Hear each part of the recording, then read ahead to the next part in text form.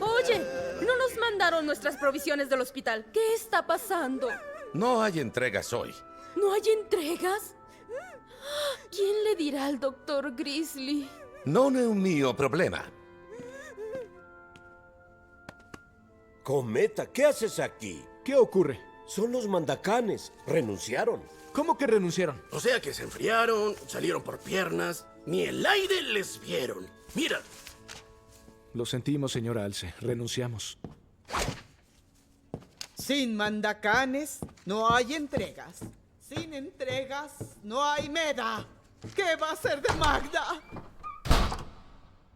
Y Magda no es un alce, Magda es un caribú. ¿No estás pensando? Sí, estás pensando.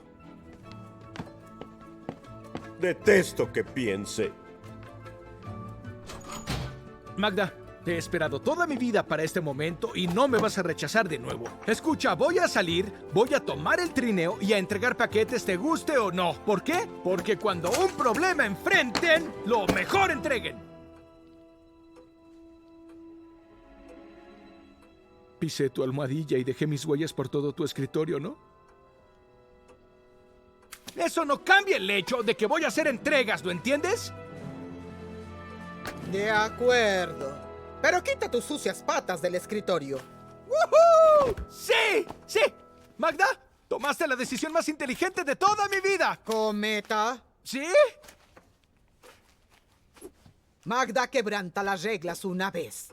Si el zorro mete la pata, olvida una entrega, daña un paquete o pierde aunque sea una pluma de la oficina, ¡se acabó! Tu carrera aquí terminará. No te preocupes, Magda. No te arrepentirás.